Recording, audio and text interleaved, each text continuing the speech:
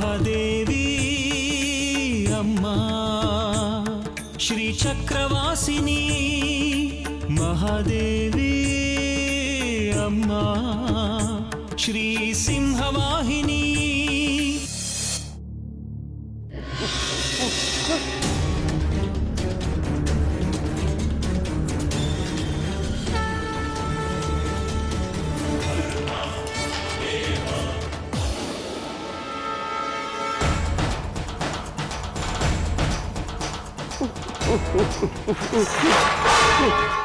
ಅವನ್ ಸಮಾಧಾನಕ್ಕಾದ್ರೂ ಹೇಳ್ಬಿಡಿ ನಿಮಗೆ ನಾನು ಯಾಕೆ ಬೇಕು ಅಂತ. ಅದೆಲ್ಲ ಆಮೇಲೆ, ಮೊದಲು ನೀನು ಮಾತು ಕೊಡು, ಕೊಟ್ಟ ಮೇಲೆ ಮುಂದಿನ ಮಾತು.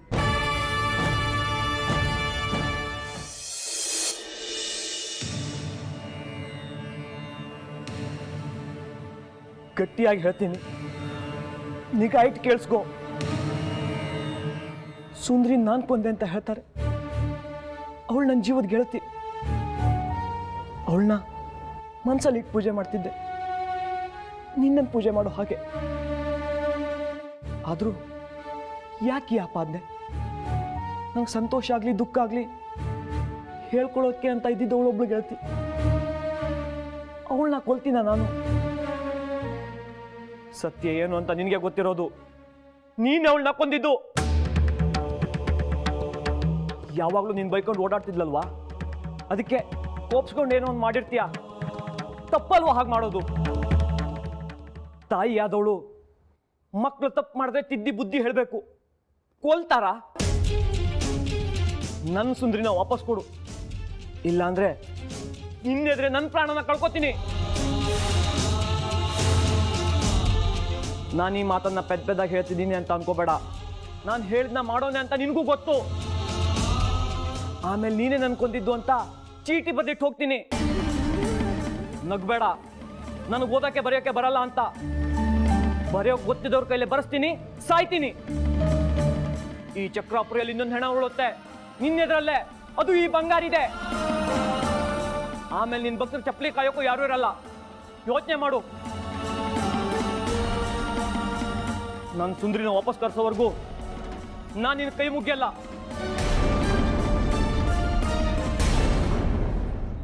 ಇದ್ಯಾಕೆ ನಾನು ನೋಡಿಯಾ ಹೇಳ್ದೆ ಕೇಳ್ದೆ ಹೊಂಟ್ಬಿಟ್ಟಿದ್ದೀರಿ? ನೀವಿನ್ನೂ ಮಾಯಾಲೋಕದ ಮೋಹದಲ್ಲೇ ಬಂಧಿತರಾಗಿದ್ದೀರಿ. ಸಂಸಾರದ ಬಂಧನವೇ ನಿಮಗಿನ್ನೂ ಬೇಕಾಗಿದೆ. ಒಳ್ಳೆಯದಾಗಲಿ. ಕೃತಜ್ಞತೆ ಇಲ್ಲದ ಜನ ಅಂತ ಈಗ ನನಗೆ ಗೊತ್ತಾಯ್ತು. ಹಂಗೆ ಹೇಳ್ಬೇಡಿ ನಾನು ನೋಡಿಯಾ, ನಮ್ಮ ನಿಯತ್ತು ನಿಮಗೆ ಗೊತ್ತಿಲ್ರ. ಬೇಕಾದ್ರೆ ಪ್ರಾಣವೇ ಕೊಡ್ತೀವಿ ತಗೊಳ್ರಿ ಅಂತ ಹೇಳ್ತಾ ಇದ್ದೀವಿ, ನೀವೇ ಬ್ಯಾಡ ಅಂತೀರಾ. ಪ್ರಾಣಕ್ಕಿಂತ ಮಾನ ಮುಖ್ಯ ಅಲ್ವ್ರ. ನನ್ನ ಮಗಿನ ಕರ್ಕೊಂಡೋಗ ಮಾತೊಂದು ಬಿಟ್ಟು ಬೇರೆ ಏನಾರ ಕೇಳಿ ನಿಂತ ಕಾಲಲ್ಲೇ ಮಾಡ್ಬಿಡ್ತೀನಿ. ನಾನೇ ವ್ಯಾಮೋಹಗಳನ್ನೆಲ್ಲ ಬಿಟ್ಟು ನಿಂತಿರೋ ಒಬ್ಬ ಪರದೇಶಿ.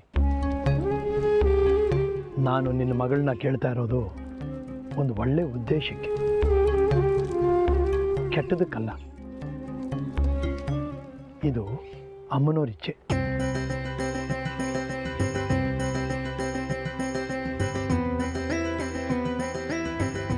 ನಾನು ಹೇಳೋದು ನಿಮಗೆ ಅರ್ಥವಾಗ್ತಾ ಇಲ್ಲ. ಈಗ ಇಲ್ಲಿ ನಿಂತಿರೋ ನಿನ್ನ ಮಗಳು ನಿನ್ನ ಮಗಳಲ್ಲ.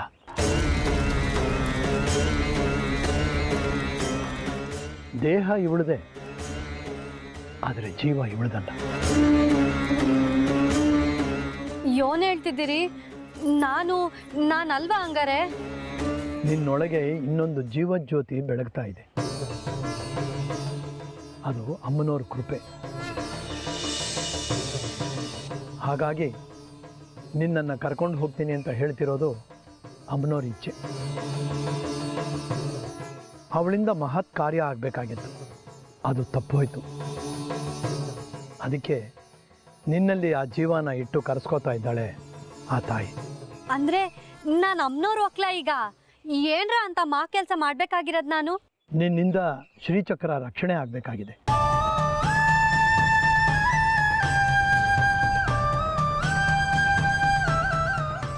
ಅದಕ್ಕೆ ನಿನ್ನನ್ನು ಉಳಿಸಿದ್ದು ಆ ತಾಯಿ.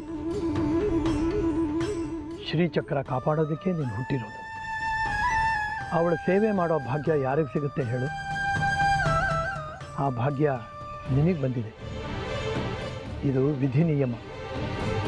ಇಂಥ ಅವಕಾಶ ನೀನು ಕಳ್ಕೊಂಡ್ರೆ ಮುಂದೆ ಯಾವ ಜನ್ಮದಲ್ಲೂ ಇಂಥ ಯೋಗ ಸಿಗೋಲ್ಲ. ಒಡೆಯ ಬಿಟ್ಬಿಡಿ ನಮಗೆ ಯೋಗವೂ ಬೇಡ ಪಾಗೂ ಬೇಡ. ನಿಮ್ಮ ಚಕ್ರದ ಬಗ್ಗೆ ನಮ್ಗೆ ಏನೂ ಗೊತ್ತಿಲ್ರ. ನೀವು ನನ್ನ ಮಗಿನ ನನ್ನಿಂದ ಕಿತ್ಕೊಂಡು ಹೋಗಕ್ಕೆ ಏನೋ ಆಟ ಕಟ್ತಿದ್ರಿ. ಆಟಯ ನಿನ್ನ ಮಗಳನ್ನ ಕರ್ಕೊಂಡು ಹೋಗೋದಕ್ಕೆ ನಾನೇನು ಆಟ ಕಟ್ಟಬೇಕಾಗಿಲ್ಲ. ಬೇಕು ಅಂದರೆ ಆ ಅಮ್ಮನೇ ಕರೆಸ್ಕೊತಾಳೆ. ಇವಳಲ್ಲಿ ಮತ್ತೆ ಜೀವ ತುಂಬಿ ಕರೆಸ್ಕೊಳ್ಳೋದಕ್ಕೆ ಒಂದು ಕಾರಣ ಇದೆ, ಹೇಳ್ತೀನಿ ಕೇಳು. ಹಿಂದೆ ಚಕ್ರಾಪುರಿ ಅನ್ನೋ ಊರಲ್ಲಿ ಶ್ರೀಚಕ್ರದ ರಕ್ಷಣೆಗಾಗಿ ಒಂದು ಹೋರಾಟವೇ ನಡೆದಿದೆ. ಶ್ರೀಚಕ್ರ ಆ ದುಷ್ಟರ ಕೈಗೆ ತಲುಪದೇ ಇರೋ ಹಾಗೆ ಮಾಡಿದ್ದು ನಿನ್ನ ಒಳಗಿರೋ ಆತ್ಮ. ಯಾವುದೋ ಒಂದು ಕಾರಣಕ್ಕೆ ನಿನ್ನಲ್ಲಿರೋ ಆತ್ಮ ಅಮ್ಮನವ್ರ ಮೇಲೆ ಸಿಟ್ಟು ಮಾಡಿಕೊಂಡು ಈ ಜನ್ಮದಲ್ಲಿ ಅಮ್ಮನವ್ರ ದ್ವೇಷಿಯಾಗಿ ಬದಲಾಯಿತು. ಆ ಜೀವ ಅಕಾಲಕ್ಕೆ ಮರಣ ಆಯಿತು. ತಾಯಿ ಆ ಜೀವನ ನಿನ್ನೊಳಗೆ ತುಂಬಿದ್ದಾಳೆ. ಆ ಮಹಾತಾಯಿ ನಿನ್ನ ಮಗಳನ್ನು ಆರಿಸಿದ್ದಾಳೆ. ಇನ್ನು ಮುಂದೆ ನಿನ್ನ ಮಗಳು ಶ್ರೀಚಕ್ರದ ರಕ್ಷಣೆ ಜವಾಬ್ದಾರಿ ವಹಿಸ್ಕೋಬೇಕಾಗಿದೆ. ಅದಕ್ಕೆ ಇವಳು ಅಮ್ಮನವ್ರಿಗೆ ಬೇಕು. ನಂಗೆ ಅವೆಲ್ಲ ಗೊತ್ತಿಲ್ಲ. ನನ್ನ ಎದುರುಗಡೆ ಇರೋದು ನನ್ನ ಮಗಿ ಆಟೆಯ, ಅವಳದೇ ರೂಪ ಇದು. ಜೀವ ಯಾವಳದಾರ ಆಗಿರಲಿ.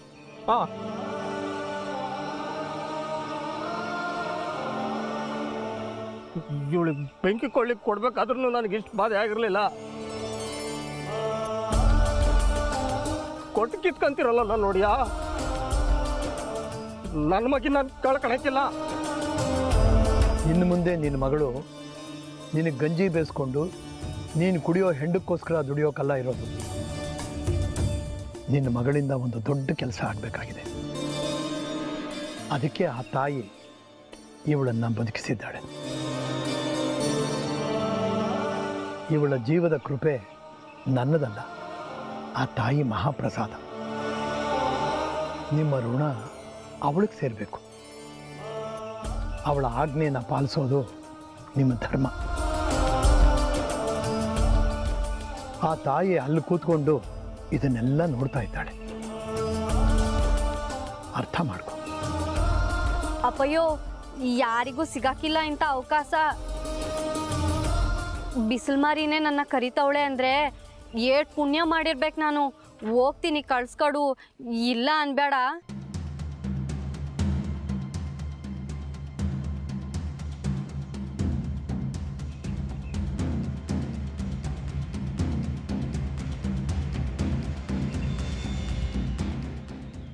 ಆಯ್ತು ಕವ್ವ, ಕಳಿಸ್ಕೊಟ್ಟೇನು ಆಯ್ತೆ. ಆದರೆ ಈ ದೊಡ್ಡ ಮನಸ್ಸು ಹಾಕ್ದಂಗೆ ನಂದು ಒಂದು ಷರತ್ತೈತೆ ಇವರಿಗೆ. ಅದನ್ನು ನೀವು ಒಪ್ಕೋಬೇಕ್ರಾ? ಏನದು? ನಿಮ್ ಕೂಡ ನಾನು ಬರ್ತೀನಿ. ಅದೇನು ಚಕ್ರ ಕಾಯ್ತಿರೋ, ಪಕ್ರ ಕಾಯ್ತಿರೋ, ತೋಟ ಕಾಯ್ತಿರೋ ಕಾಯ್ಕೊಳ್ಳಿ. ನಾನು ನಿಮ್ಮ ಜೊತೆ ತಮಟೆ ಪಡ್ಕೊಂಡು ಇರ್ತೀನಿ. ಇಲ್ಲ, ಅದಕ್ಕೆ ಅಮ್ಮನವ್ರ ಅನುಮತಿ ಇಲ್ಲ. ಈಗ ನಿನ್ನ ಮಗಳನ್ನ ಮಾತ್ರ ನನ್ನ ಜೊತೆ ಕರ್ಕೊಂಡು ಹೋಗಬೇಕು. ಕಾಲ ಬಂದಾಗ ಆ ತಾಯಿ ನಿನ್ನೂ ಕರೆಸ್ಕೋತಾಳೆ. ಈಗಲಾದರೂ ನಿನ್ನ ಮಗಳನ್ನ ನನ್ನ ಜೊತೆ ಕಳಿಸ್ಕೊಡು. ನಿನಗೂ ಒಳ್ಳೇದಾಗತ್ತೆ, ಲೋಕಕ್ಕೂ ಒಳ್ಳೇದಾಗತ್ತೆ. ಒಳ್ಳೆ ಕೆಲಸ ಮಾಡೋದು ಕೀರ್ತಿ ನಿನ್ನ ಮಗಳದಾಗತ್ತೆ. ಅದರಿಂದ ನಿನಗೂ ಸಂತೋಷ ಅಲ್ವಾ? ಇಲ್ಲ, ನನ್ನ ಕೂಸನ್ನ ಹುಟ್ಟಿರೋಕ್ಕಿಲ್ಲ. ನನ್ನ ಮಗಿನ ನಿಮ್ಮ ಜೊತೆ ಕಳ್ಸಕ್ಕಿಲ್ಲ.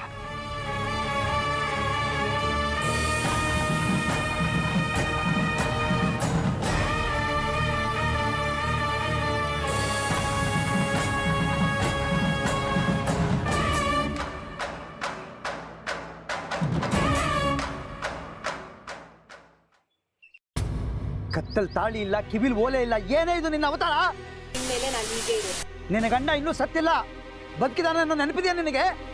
ಬೇಕಾದಾಗ ನಾನು ನಿಮ್ ಹೆಂಡತಿ, ಬೇಡದೆ ಇದ್ದಾಗ ಮನೆಯಿಂದ ಆಚೆ ಹಾಕ್ತೀರಾ. ನಾನು ಯಾಕೆ ನೆನ್ಪಿಟ್ಕೋಬೇಕು? ಹಾಳಾಗೋಗ್ಲಿ ಬಿಡಲೇ. ನಿನ್ನಿಂದ ಮಗುನಂತೂ ಕಳ್ಸೋಕ್ಕಾಗ್ಲಿಲ್ಲ, ಕಡೆ ಪಕ್ಷ ಹೆಂಡತಿ ಪಾತ್ರನಾದ್ರೂ ಸರಿಯಾಗಿ ನಿಭಾಯಿಸು. ಈಗೇನಾಯ್ತು? ಏನ್ ಹೊಸ ಸಂಚು ನಿಮ್ದು? ಸಂಚು ಇಲ್ಲ, ಸುಡುಗಾಡು ಇಲ್ಲ.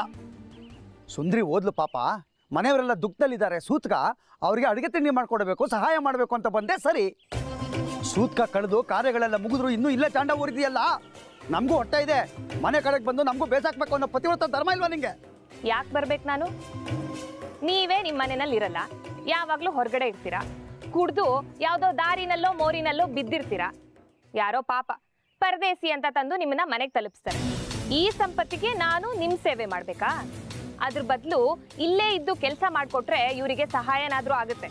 ಆಯ್ತು, ಆದ್ರೆ ಅವರೇ ಮಗಳ ಸಾವಿನ ದುಃಖ ತಡಿಲಾರದೆ ಊರ್ ಬಿಟ್ಟು ಹೋಗ್ಬೇಕು ಅನ್ನೋ ತೀರ್ಮಾನ ಮಾಡಿರುವಾಗ ನಿಂದೇನೆ ಅಡ್ಗಾಲು?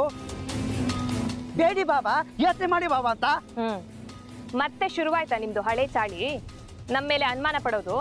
ಸತ್ಯ ಹೇಳ್ತೀನಿ ಕೇಳೆ, ಷಡ್ಕ ನಮ್ಮಿಂದ ದೂರ ಆದ್ರೆ ನಮ್ಮ ಸಂಸಾರ ನೆಟ್ಗಾಗುತ್ತೇನೋ ಅನ್ನೋ ದೂರದ ಆಸೆ ಕಣೆ. ಅಮ್ಮ ಆಸೆ ಪಟ್ಟಿದ್ಲು ಒಂದು ಮೊಮ್ಮಗುನ ಎತ್ಕೊಡ್ತೀಯ ಅಂತ, ಅದನ್ನಂತೂ ನಿನ್ನಿಂದ ನೆರವೇರ್ಸೋಕ್ಕಾಗಲ್ಲ. ಕಡೆ ಪಕ್ಷ ನನ್ನನ್ನಾದರೂ ಚೆನ್ನಾಗಿ ನೋಡ್ಕೋತೀನೋ ಅಂತ ಹೇಳ್ತಾ ಇದ್ದೀನಿ ಕೇಳೆ. ಹೋಗ್ಲಿ ಬಿಡೆ, ಶೇಖ್ರಿ ಸಂಸಾರ ದೂರ ಹೊರಟೋಗ್ಲಿ ಬಿಡೆ. ಎಂತ ಸ್ವಾರ್ಥಿರಿ ನೀವು? ನಿಮ್ಮ ಸಂಸಾರ ಸರಿಯಾಗ್ಬೇಕು ಅಂತ ಇವರೆಲ್ಲ ಊರ್ ಬಿಟ್ಟು ಹೋಗ್ಬೇಕಾ? ಮತ್ತೆ ಒಬ್ಬರು ಸುಖವಾಗಿರ್ಬೇಕು ಅಂದ್ರೆ ಇನ್ನೊಬ್ಬರು ಬಲಿ ಆಗ್ಲೇಬೇಕು.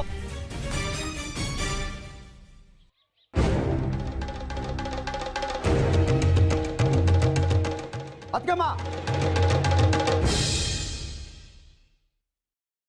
ನೀವಾದ್ರೂ ನಿಮ್ಮ ಯಜಮಾನರನ್ನ ಅರ್ಥ ಮಾಡ್ಕೊಳ್ಳಿ. ಕೈ ಮುಗಿದು ಕೇಳ್ಕೊತೀನಿ. ನನ್ನ ಸಂಸಾರದಲ್ಲಂತೂ ನನ್ನ 3 ಕಾಸಿನ ಬೆಲೆ ಇಲ್ಲ, ಸುಖ ಇಲ್ಲ. ಶೇಖರಿಗೆ ಎಷ್ಟು ದುಃಖ ಆಗಿದೆ ಈ ಊರಿನ ಬಗ್ಗೆ ಅಂತ ನನಗೆ ಗೊತ್ತು. ರಾಮನಿಂದ ಸೀತೆ ಹೋಗ್ಲಿಲ್ವಾ? ಕಾಡು ಮೇಡು ಅಂತ ಬೇಸರ ಪಟ್ಕೊಂಡ್ಲ ಅವಳು. ನೀವು ಸೀತೆ ಆಗ್ಬೇಕು ಅದ್ಕಮ್ಮ. ಈಗ ನನ್ನನ್ನು ಬೇಯಿಸ್ತಾ ಇರೋದು ಸಾಲ್ದ? ಅಕ್ಕನು ಯಾಕೆ ಅಗ್ನಿಕುಂಡಕ್ಕೆ ನೂಗ್ತಾ ಇದ್ದೀರಾ? ನೀನಂತೂ ಸುಧಾರಿಸಲ್ಲ, ಸುಮ್ಮನಿರೋ. ಶೇಖರಿಗೆ ನೆಮ್ಮದಿ ಸಿಗೋದು ಮುಖ್ಯ ಅಲ್ವಾ ಆತಗೆ? ಹೊರಡಿ ಪಟ್ಟಣಕ್ಕೆ, ಇಲ್ಲಿ ಇನ್ನೂ ಪ್ರಸಾದ ಮಾಡ್ಕೊಂಡೆ ಜೀವನ ಕಳಿಬೇಕು ಅನ್ಕೊಂಡಿದ್ದೀರಾ? ಅದೇ ಸಕ್ಕರೆ, ಅದೇ ಒಗ್ಗರಣೆ. ಇಲ್ಲೇ ಇದ್ರೆ ನಿಮ್ಮ ಯಜಮಾನರು ಉದ್ಧಾರ ಆಗೋಲ್ಲ, ಯೋಚನೆ ಮಾಡಿ. ಸತ್ಯ ಹರಿಶ್ಚಂದ್ರ ಅವನ ಹೆಂಡತಿನ ಮಾರ್ಕೋತಾನೆ ಅಂತ ಗೊತ್ತಿದ್ರು ಅವನ ಹೆಂಡತಿ ಅವನ ಹಿಂದೆನೇ ಹೋಗಿದ್ದು. ರಾಜ್ಯನೆಲ್ಲ ವಿಶ್ವಾಮಿತ್ರನಿಗೆ ವಹಿಸೋಗ್ಲಿಲ್ವಾ? ನಾನಿದ್ದೀನಿ ನಿಮ್ಮ ಮನೆ ನೋಡ್ಕೊಳ್ಳೋದಕ್ಕೆ, ನನ್ನ ಜೊತೆ ಸುನೀತಾ ಇರ್ತಾಳೆ. ಹೋಗಿ ನಿಮ್ಮ ಗಂಡನ ಜೊತೆಗೆ, ಅಲ್ಲಿ ಅವನ ಏಳಿಗೆಗೆ ನೀವು ಸಹಕಾರ ಕೊಡಬೇಕು. ಏನೋ ನನಗೆ ತಿಳಿದಷ್ಟು ನಾನು ಹೇಳಿದ್ದೀನಪ್ಪ, ಉಳಿದು ನಿಮಗೆ ಬಿಟ್ಟಿದ್ದು. ನಿನ್ನ ಹುಟ್ಟುಗುಣ ಸುಟ್ಟರು ಹೋಗಲ್ಲ. ಮೊದಲು ನಿನ್ನ ಸಂಸಾರನ ನೆಟ್ಗೆ ಇಟ್ಕೊಳ್ಳೋದನ್ನ ಕಲಿ, ಆಮೇಲೆ ಇನ್ನೊಬ್ರ ತಟ್ಟೆಯಲ್ಲಿ ನೊಣ ಹುಡುಕಿವೆ ಅಂತೆ. ನಮ್ಮ ಶೇಖರಿ ನಿನ್ನ ಎಲ್ಲ ಕೆಟ್ಟ ಚೇಷ್ಟೆಗಳಿಗೆ ಅಡ್ಡವಾಗ್ತಾನೆ ಅಂತ ತಾನೇ ನಮ್ಮನ್ನೆಲ್ಲ ಊರು ಬಿಡ್ಸಕ್ ನೋಡ್ತಿರೋದು. ಸೂತಕದ ಮನೆ ಅಂತ ಸುಮ್ಮನೆ ಇದ್ದೀನಿ, ಇಲ್ದಿದ್ರೆ ಅದು ಹಾಗಲ್ಲ. ಏನೋ ನಿಮ್ಮೊಳದಕ್ಕೆ ಅಂತ ಹೇಳಿದೆ ಅಷ್ಟೇ. ಒಳ್ಳೇದಾವ್ದು ಕೆಟ್ಟದಾವ್ದು ಅನ್ನೋದು ನಮಗೂ ಗೊತ್ತಾಗುತ್ತೆ. ನಿನ್ನಿಂದ ಹೇಳಿಸ್ಕೋಬೇಕಾಗಿಲ್ಲ. ಇಷ್ಟವಾದ್ರೆ ಇರ್ತೀವಿ, ಕಷ್ಟವಾದ್ರೆ ಹೋಗ್ತೀವಿ. ನಿನ್ನಿಂದ ಉಪದೇಶ ಬೇಕಾಗಿಲ್ಲ. ಹಾಳಾಗೋರ್ಗೆ ಉದ್ಧಾರ ಆಗೋ ದಾರಿ ತೋರಿಸೋದು ನಮ್ಮ ಮೂರ್ಖತನ. ಕೊಚ್ಚಲೆ ಬಿಡ್ಸಾಯ್ತೀವಿ ಅಂತ ತೀರ್ಮಾನ ಮಾಡಿದವ್ರಿಗೆ ನಾವೇನು ಮಾಡೋಕ್ಕಾಗುತ್ತೆ? ನಡಿಯೇ ಸುನೀತಾ, ನಮ್ಮನೆಗೆ ಹೋಗೋಣ. ಇಷ್ಟೆಲ್ಲ ಅನ್ಸ್ಕೊಂಡು ನಾವು ಇಲ್ಲಿ ಇರಬೇಕಾಗಿಲ್ಲ. ನಮ್ಮನೆನಾ? ಯಾವುದು ನಮ್ಮನೆ? ನೀವು ಯಾವತ್ತು ನನ್ನನ್ನ ಮನೆಯಿಂದ ಹೊರಗೆ ಹಾಕಿದ್ರೋ ಅವತ್ತೇ ಎಲ್ಲ ಮುಗ್ದೋಯ್ತು. ಗಂಡ ಮನೆ ಅನ್ನೋ ಅಭಿಮಾನ ನನ್ನ ಜೀವನ ಹಾಳು ಮಾಡಿದ್ದಾಯ್ತು. ಈಗ ಅಕ್ಕನ ಸಂಸಾರಕ್ಕೆ ಹುಳಿ ಹಿಂಡೋದಕ್ಕೆ ಬರಬೇಡಿ ನೀವು. ನಾನು ಎಲ್ಗೂ ಬರಲ್ಲ. ಇವ್ರ ಊರ್ ಬಿಟ್ರೆ ಇವ್ರ ಹಿಂದೆನೆ ಹೋಗ್ತೀನಿ. ನಿಮ್ ಜೊತೆ ನಿಮ್ಮನೆಗಂತೂ ಖಂಡಿತ ಬರಲ್ಲ. ನಾಯಿ ಜನ್ಮ ಕಣೋ ನಿಂದು. ದೊಣ್ಣೆ ತಗೊಂಡು ಎಷ್ಟು ಹೊಡೆದ್ರು ಅದು ತಿಪ್ಪೆ ಕಡೆನೆ ಹೋಗೋದು. ನಮ್ಮ ಸಂಸಾರ ಚಿಂತೆ ನಿನ್ಗೆ ಯಾಕಪ್ಪ? ಸುನೀತಾ ನಿನ್ ಜೊತೆ ಬರಲ್ಲ. ಇಷ್ಟು ದಿನ ನೀನು ನಮ್ಗೆ ಸಹಾಯ ಮಾಡಿದ್ದಕ್ಕೆ ದೊಡ್ಡ ನಮಸ್ಕಾರ. ಇನ್ಮುಂದೆ ನಮ್ಮ ಪಾಡ್ ನಾವು ನೋಡ್ಕೋತೀವಿ. ನಮ್ಮ ಸುದ್ದಿಗೆ ಬರಬೇಡ. ಆಯ್ತು ಬಿಡಿ, ಹಿರಿಯರು ನೀವು. ಈ ಮನೆ ರಾಜಮಾತೆ, ನಿಮ್ಮ ಸಹ ಬರೀ ನನಗ್ಯಾಕೆ? ಏಯ್ ಸುನೀತಾ, ನೀನು ಅದು ಹೇಗೆ ನನ್ನ ಮನೆಗೆ ಬರಲ್ವ ನೋಡ್ತೀನಿ ಕಣೆ. ವಿಚ್ಛೇದನಕ್ಕೆ ಹೇಗೆ ನ್ಯಾಯಾಲಯ ಇದೆಯೋ ಹಾಗೆ ಗಂಡ ಹೆಂಡತಿ ಒಂದಾಗೋದಕ್ಕೂ ನ್ಯಾಯಾಲಯ ಇದೆ ಕಣೆ. ಕೇಸ್ ಹಾಕ್ತೀನಿ ನಿನ್ನ ಮೇಲೆ. ನಿನ್ನಿಂದ ನನಗೆ ಸುಖ ಇಲ್ಲ ಅಂತ ಕೇಸ್ ಹಾಕ್ತೀನಿ ಕಣೆ. ಅಷ್ಟು ಮಾಡಿ ಪುಣ್ಯ ಕಟ್ಕೊಳ್ಳಿ. ನಿಮ್ಮಿಂದ ನನಗೆ ಬಿಡುಗಡೆನಾದ್ರೂ ಸಿಗುತ್ತೆ. ಸುಮ್ಮನೆ ಇರ್ತೀರಾ ಎಲ್ಲರೂ? ಮನೆ ಯಜಮಾನ ನಾನು ನಿರ್ಧಾರ ಮಾಡ್ತೀನಿ ಏನು ಮಾಡಬೇಕು ಅಂತ.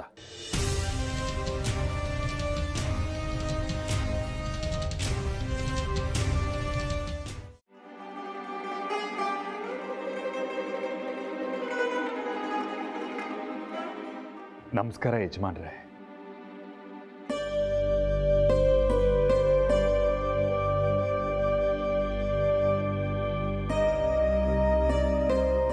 ತಮಗೆ ಹೀಗಾಯ್ತು ಅಂತ ಗೊತ್ತಾಯ್ತು, ನಂಬೋಕ್ಕಾಗಲಿಲ್ಲ. ಬಂದು ಮಾತಾಡ್ಸೋಣ ಅನ್ಕೊಂಡೆ. ಈಗ ನಾವಿರೋ ಪರಿಸ್ಥಿತಿಯಲ್ಲಿ ನಮಗೆ ಒಬ್ಬರು ಸಮಾಧಾನ ಮಾಡೋರು ಬೇಕಾಗಿದ್ದಾರೆ. ಇನ್ನು ತಮ್ಮ ಹತ್ರ ಬಂದು ಏನು ಮಾತಾಡಲಿ? ಅಮ್ಮನವರು ಉಪಾಸಕರು ನೀವು. ತಮಗೆ ಹೀಗಾಗಿದೆ ಅಂದಮೇಲೆ ನಮ್ಮಂಥ ಸಾಮಾನ್ಯರಿಗೆ ಕಷ್ಟ ದುಃಖ ಬರೋದು ಹೆಚ್ಚೇನಲ್ಲ ಬಿಡಿ. ಆದರೂ ನೀವು ತೊಂದರೆ ತಗೋಬೇಡಿ ಯಜಮಾನ್ರೆ, ಕಷ್ಟ ತಗೋಬೇಡಿ. ನಾವು ಅರ್ಥ ಮಾಡ್ಕೋಬೇಕಾದ ಘೋರ ಸತ್ಯ ಒಂದಿದೆ. ನಮ್ಮ ಸುಖ ಸಂತೋಷ ಬಯಸಿ ನಾವು ದೇವರನ್ನ ನಂಬಬಾರದು. ದೇವ್ರ ಮೇಲಿನ ಪ್ರೀತಿಗಾಗಿ ದೇವರನ್ನು ಪೂಜಿಸಬೇಕು. ನಾವು ದೇವರನ್ನು ನಂಬಿದ್ದೀವಿ, ನಮಗೇನು ಕೆಡಕಾಗೋಲ್ಲ ಅಂದ್ಕೊಂಡ್ರೆ ಅದಕ್ಕಿಂತ ಅವಿವೇಕ ಮತ್ತೊಂದಿಲ್ಲ. ಬೇಜಾರಾಗುತ್ತೆ ನಿಜ, ಆದರೆ ಕಷ್ಟಗಳು ನಮ್ಮ ಒಳ್ಳೆಯದಕ್ಕೆ ಬರುತ್ತೆ ಅಂತ ನಾವು ಒಪ್ಕೋಬೇಕು. ನಮ್ಮನ್ನು ಇನ್ನಷ್ಟು ಗಟ್ಟಿ ಹಾಕ್ಸೋಕ್ಕೆ ಆ ಸರ್ವಶಕ್ತೆ ಮಹಾತಾಯಿ ತ್ರಿಪುರ ಸುಂದರಿ ಕಷ್ಟಗಳ ಸುರಿಮಳೆ ಸುರಿತಾಳೆ ಅಂತ ನಾವು ಒಪ್ಕೊಂಡು ಬಿಡಬೇಕು. ಆದರೆ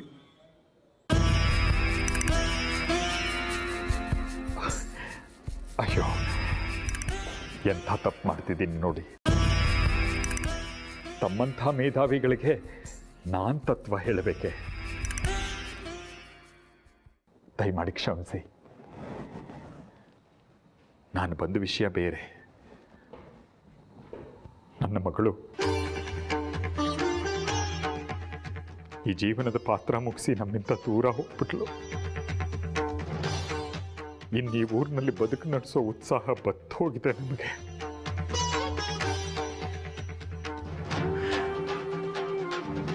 ನಾವು ಈ ಊರು ಬಿಡಬೇಕು ಅಂತ ನಿರ್ಧಾರ ಮಾಡಿದ್ದೀವಿ. ಈ ಊರಿನ ಋಣ ಮುಗಿತು ಯಜಮಾನ್ರೆ.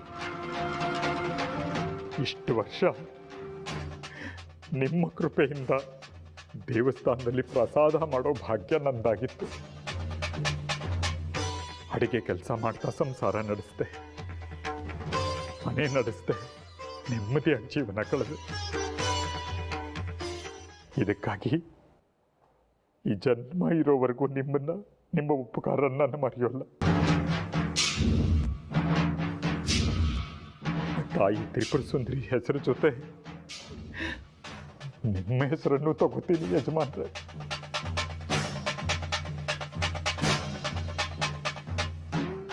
ನನ್ನ ಕೆಲಸಕ್ಕೆ ಪಂಚಾಕ್ಷರಿ ಭಾವಬೈದನ್ನ ಸೇರಬೇಕು ಅಂತ ಕಾಯ್ತಾ ಇದ್ದಾನೆ.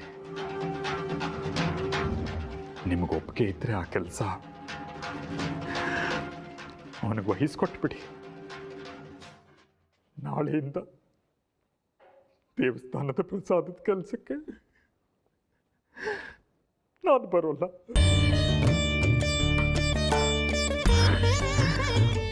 ಹಾಗೆ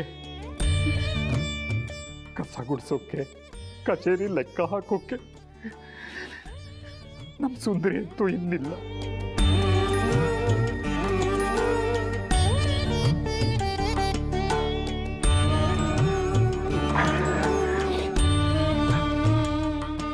ಇದು ನಿಮ್ಮ ಕಡೆ ಭೇಟಿ ಅನ್ಸುತ್ತೆ. ನಿಮ್ಮ ಆರೋಗ್ಯ ನೋಡ್ಕೊಳ್ಳಿ,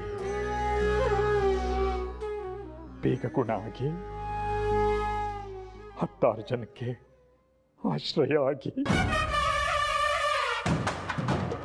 ನಾನು ಬರ್ತೀನಿ ಶಾಸ್ತ್ರಿಗಳೇ.